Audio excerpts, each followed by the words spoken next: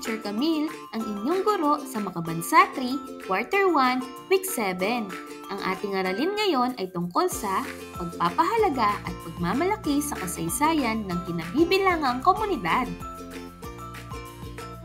Para sa layunin ng ating aralin, ikaw ay naasahang na ipakikita ang pagpapahalaga sa kasaysayan sa pamamagitan ng pagsasadula ng kasaysayang pampuok. Na ipakikita ang pagpapahalaga sa kasaysayan sa pamamagitan ng pagmamalaki sa mahalagang tao na humubog sa kasaysayan ng kinabibilangang komunidad. Na ipakikita ang pagpapahalaga sa kasaysayan sa pamamagitan ng pagbibigay pugay sa mahalagang pangyayari sa pamamagitan ng likhang sining.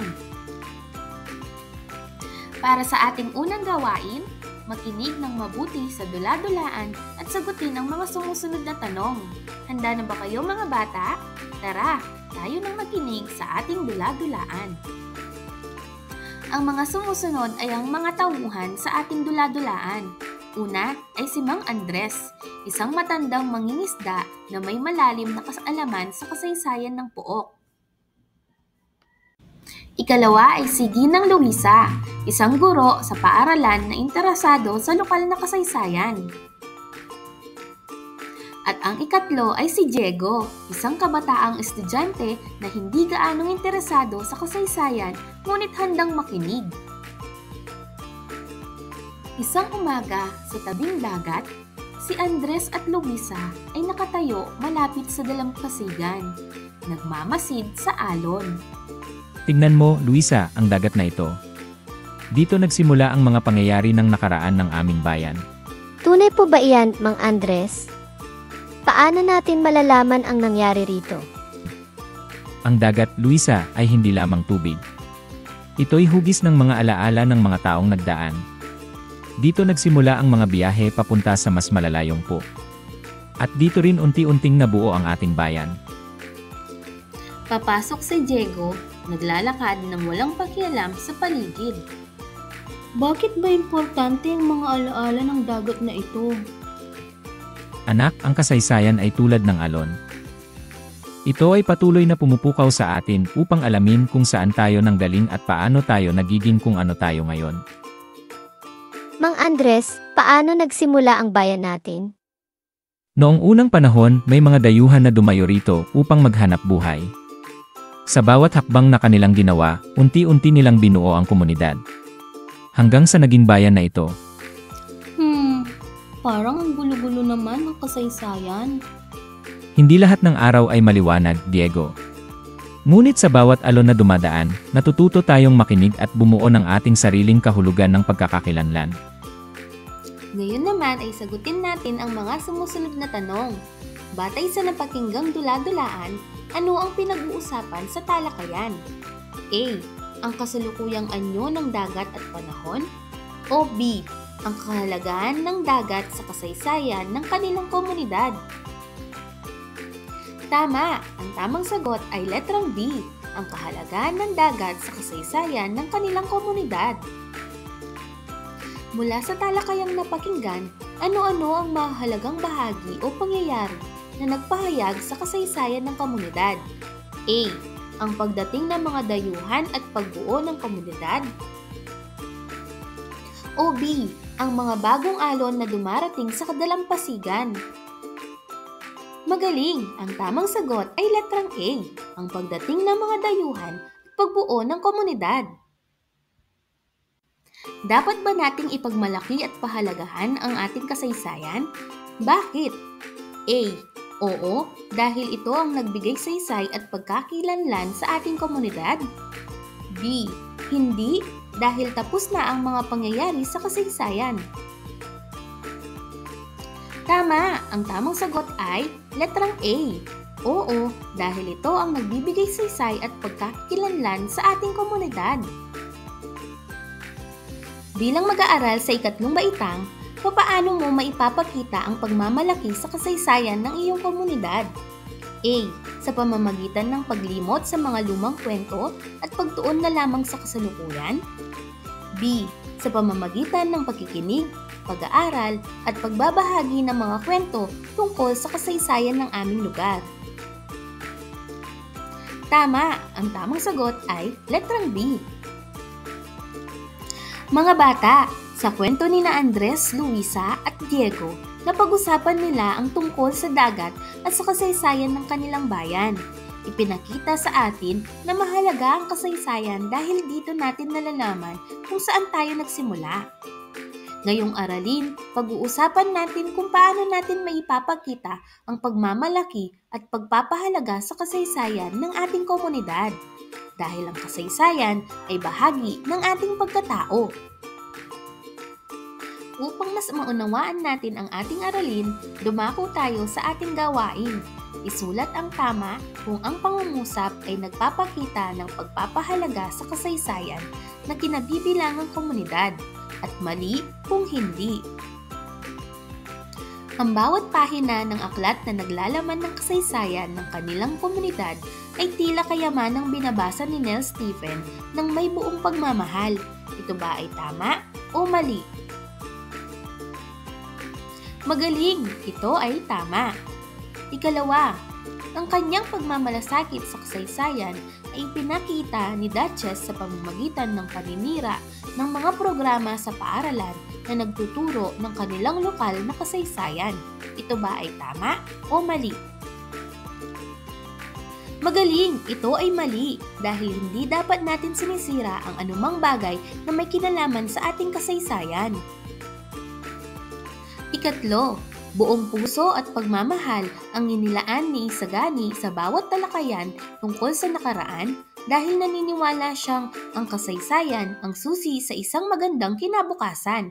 Ito ba ay tama o mali? Magaling! Ang sagot ay tama.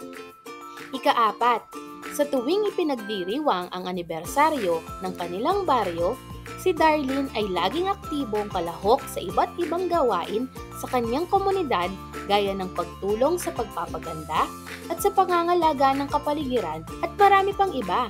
Ito ba ay tama o mali? Magaling! Ito ay tama. Ikalima, buong giliw na inipon ni Ezra Crisel ang mga lumang larawan at mahalagang dokumento upang lumikha ng isang album na nagpapaalala sa kahalagan ng kanilang kasaysayan. Ito ba ay tama o mali? Magaling! Tama ang sagot. Magaling mga bata! Magaling! Batay sa ating mga ginawang gawain, paano natin magagawin ang pagpapakita ng pagpapahalaga sa kasaysayan ng kinabibilangang komunidad? Tara, alamin natin ito. Narito ang iba't ibang paraan na maaari nating gamitin upang maipakita ang pagmamalaki at pagpapahalaga ng kasaysayan ng ating komunidad. Una, pagpapanatili ng mga makasaysayang lugar at estruktura.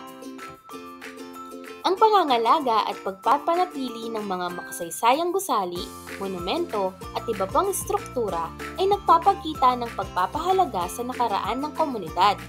Ang mga ito ay nagsisilbing mga pisikal na alaala ng kasaysayan ng lugar. Sunod naman ay ang pagdaraos ng mga pagdiriwang at kaganapan. Ang pagdaraos ng mga pista, anibersaryo at iba pang mga kaganapan na nagpaparangal sa makasaysayang mga pangyayari o personalidad ay isang paraan upang ipagdiwang at ipasa ang kasaysayan sa susunod na henerasyon. Isa pang paraan upang maipakita natin ang pagpapahalaga sa kasaysayan ng ating komunidad ay ang pagtuturo ng kasaysayan sa paaralan. Ang integrasyon ng lokal na kasaysayan sa kurikulum ng mga paaralan ay tumutulong sa mga kabataan na maunawaan at pahalagahan ang kanilang pinagmulan at kultura. Ito ay ginagawa natin ngayon sa ating asignaturang makabansa. Isa pang paraan ng pagpapakita ng pagmamalaki at pagpapahalaga sa ating kasaysayan ay ang pagbuo ng mga museo at aklatan. Ang pagtatayo ng mga museo at aklatan na may koleksyon ng mga dokumento, larawan at iba pang mga bagay na may kinalaman sa kasaysayan ng komunidad ay isang paraan upang mapanatili at mapag-aralan ang nakaraan. Sunod naman ay ang pagpapahalaga sa mga oral na tradisyon. Ang pagpapanatili at pagdiriwang ng mga oral na tradisyon tulad ng mga kwento, alamat, at mga kanta ay isang mahalagang paraan upang ipasa ang kasaysayan at kultura ng komunidad sa pamamagitan ng salita. Isa rin sa mga paraan upang maipakita natin ang pagpapahalaga at pagmamalaki ng ating kasaysayan sa komunidad ay ang pagsasagawa ng mga pananaliksik at publikasyon. Ang pagsasagawa ng mga pananaliksik at paglalathala ng mga aklat o artikulo tungkol sa kasaysayan ng komunidad ay tumutulong sa mas malalim na pag-unawa at pagdokumento ng mga makasaysayang pangyayari at tauhan. Ang pagtutulungan ng komunidad ay isa ring paraan upang maipakita natin ang pagmamalaki at pagpapahalaga sa kasaysayan ng ating komunidad. Ang sama-samang pagkilos ng mga miyembro ng komunidad upang pangalagaan at ipromote ang kanilang kasaysayan tulad ng pag-oorganisa ng mga clean-up drive sa mga makasaysayang lugar o pagbuo ng mga historical societies ay nagpapakita ng kolektibong pagpapahalaga sa kasaysayan. Isa pang paraan upang maipakita natin ang pagmamalaki at pagpapahalaga sa kasaysayan ng ating komunidad ay ang paggamit ng teknolohiya at social media.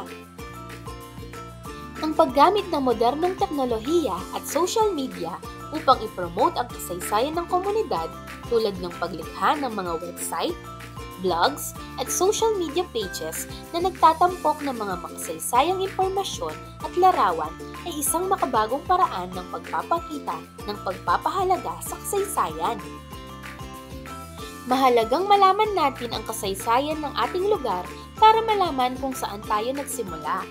Sa pamamagitan nito, naiintindihan natin ang mga pagbabago at napapahalagahan natin ang mga tao at pangyayaring tumulong sa pag-unlad ng ating komunidad.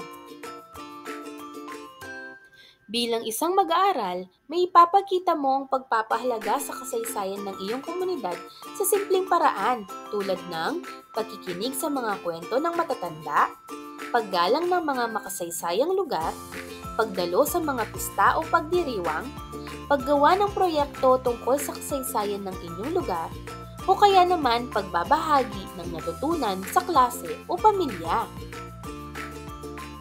Ngayon naman ay pumunta tayo sa ating gawain. Iguhit sapat lang ang masayang mukha kung ang pangungusap ay nagpapakita ng pagmamalaki sa mahalagang kasaysayan na pinagbibilangang komunidad at malungkot na mukha naman kung hindi. Labis ang paghangang nararamdaman ni Chrislyn sa mga bayani ng kanilang baryo kaya't buong puso niyang inialay ang kanyang oras sa pagbabasa ng kanilang mga kwento. Ito ba ay masayang mukha o malungkot na mukha? Magaling! Ikalawa, ang mural na ipininta ni Den sa pader ng paaralan ay sumasalamin sa kanyang masilhing pagmamahal sa kasaysayan ng kanilang komunidad. Tama! Hindi lamang natutuhan ni Lorraine ang mga aral ng nakaraan, kundi ipinagmamalaki rin niya ito upang magsilbing inspirasyon sa kanyang mga kaklase at kapwa taga-baryo. Magaling!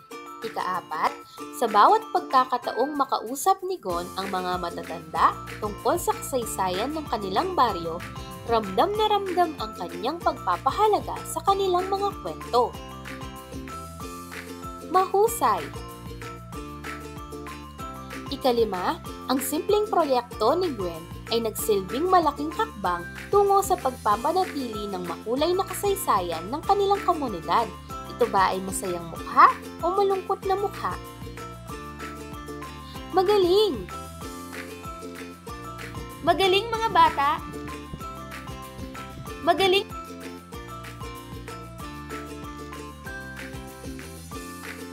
Batay sa mga larawan, ano kaya ang hinahanap na salita? Batay sa mga larawan, ano kaya ang hinahanap na salita? Batay sa mga larawan, ano kaya ang magaling? Ang salitang hinahanap ay leader.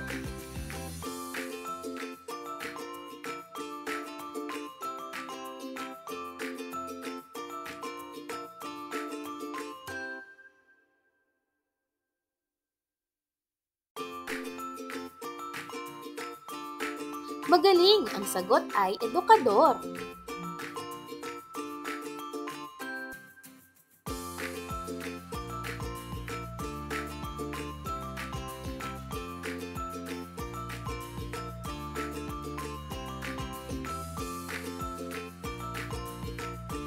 Magaling, ang sagot ay negosyante.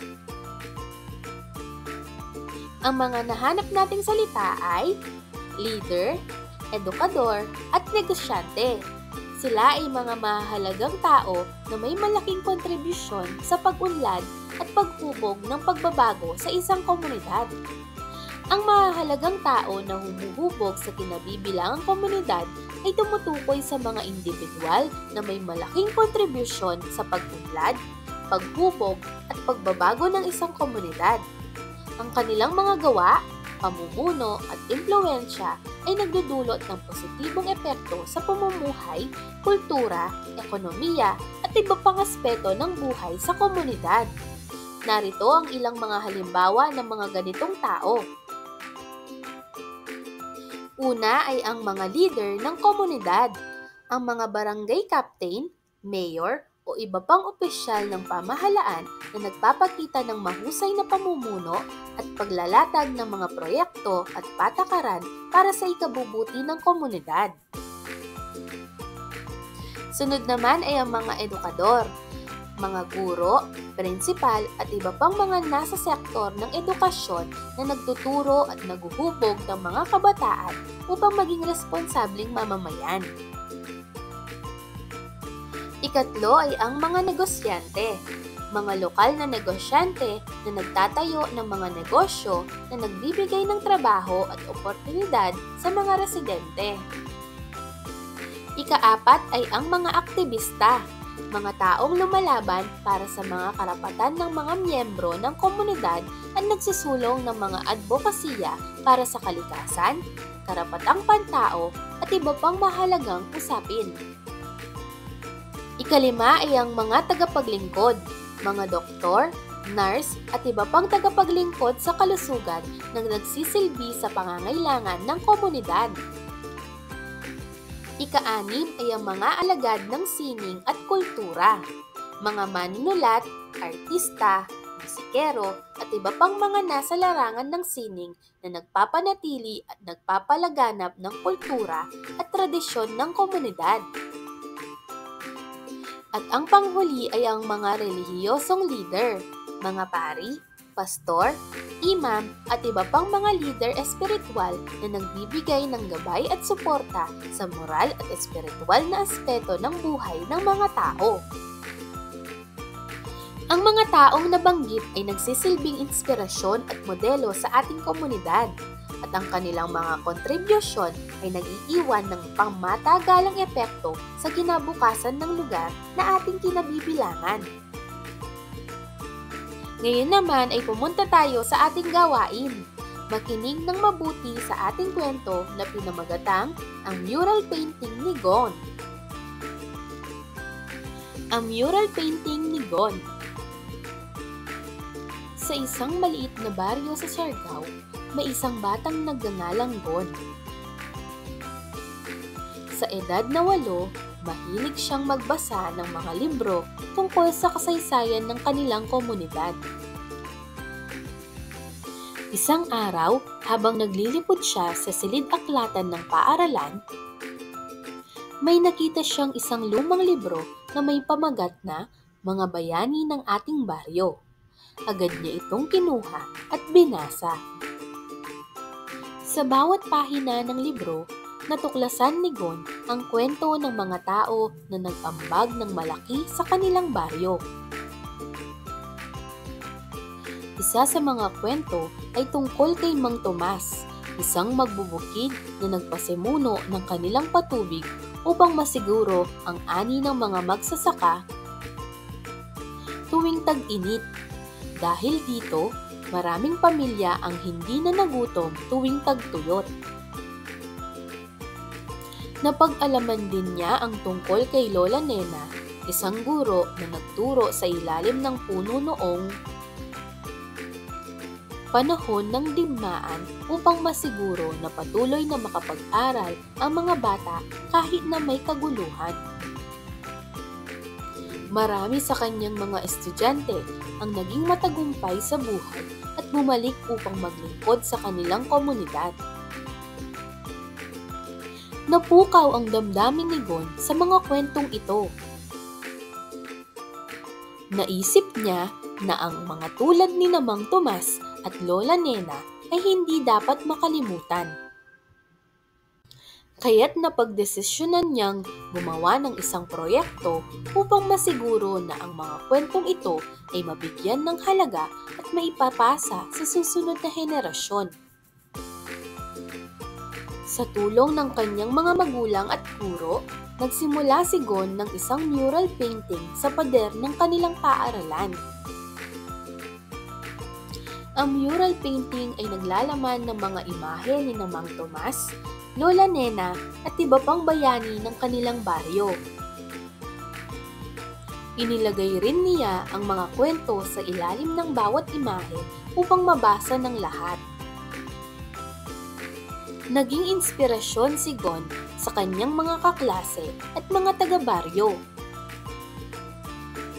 Dahil sa kanyang proyekto, muling nabuhay ang pagmamahal at pagpapahalaga sa mga taong may ambag sa kanilang kasaysayan. Ang mural ay naging simbolo ng pagkakaisa at pasasalamat ng buong komunidad. Sa bawat tingin ni Gon sa mural, nararamdaman niya ang pagmamalaki at saya. Alam niyang kahit sa murang edad ay nagawa niyang magbigay halaga sa mga taong minsan nagbigay ng malaking ambag sa kanilang komunidad. Nakinig ba kayo ng mabuti sa ating kwento, mga bata? Ngayon naman ay sagutin natin ang mga tanong. Una, sino si Gon? A. Isang guro sa baryo. B. Isang batang mahilig sa kasaysayan. O C. Isang pintor mula sa lungsod. Tama! Ang sagot ay letrang B. Si Gon ay isang batang mahilig sa kasaysayan. Ikalawa, ano ang hilig ni Gon? A. Magtanim ng palay. B. Maglaro ng computer games. C. Magbasa ng mga libro tungkol sa kasaysayan. Magaling! Siya ay mahiling magbasa ng mga libro tungkol sa kasaysayan. Ikatlo, ano ang kanyang natuklasan dahil sa hilig niyang magbasa? A. Mga bagong laro. B. Mga bayani sa kanilang baryo. O C. Mga sikat na artista. Tama! Natuklasan niya ang mga bayani sa kanilang baryo. Ikaapat, paano nakatulong sa pamayanan si Mang Tomas? A. Nagbukas ng tindahan sa baryo. B. Gumawa ng patubig para sa mga magsasaka. C. Nagturo sa paaralan. Tama! Si Mang Tomas ay gumawa ng patubig para sa mga magsasaka. Ikalima, paano naman nakatulong si Lola Nena? A. Nagturo sa ilalim ng puno kahit may digmaan. B. Nagtinda ng pagkain sa palengke. C. Nagpaganda ng plaza. Tama! Si Lola Nena ay nagturo sa ilalim ng puno kahit may digmaan. Ika-anim, papaano na ipakita ni Gon ang kanyang pagpapahalaga at pagmamalaki sa mga taong may ambag sa kanilang komunidad? A. Gumawa ng mural painting na may larawan at kwento ng mga bayani ng baryo. B. Sumulat ng liham sa mga artista. C. Naglaro sa plaza tuwing hapon. Tama! Si Gon ay gumawa ng mural painting na may larawan at kwento ng mga bayani ng baryo. Panghuli, bilang mag-aaral sa ikatlong baitang, ano ang iyong magagawa upang maipakita ang pagmamalaki sa mga taong naging kasangkapan sa kaunlaran ng pamayanan? A. Itapon ang basura kahit saan. B. Kalimutan ang mga kwento ng mga bayani. O C. Ikwento sa iba ang ginawa nilang kabutihan at iguhit sila sa proyekto. Magaling! Ang tamang sagot ay letrang C. Magaling mga bata! Magaling! Ngayon, alam na natin kung gaano kahalaga ang kasaysayan ng ating komunidad. Huwag nating kalimutan na tayo rin ay bahagi ng kasaysayang ito sa simpleng paraan gaya ng paggalang sa mga lokal na bayani, pag-alam sa mga mahalagang lugar, at pagtangkilik sa mga tradisyon na ipapakita natin ang ating pagmamalasakit. Tandaan, ang batang may alam sa kanyang pinagmulan ay batang handang bumuo ng magandang kinabukasan. Hanggang sa susunod nating aralin mga bata, paalam!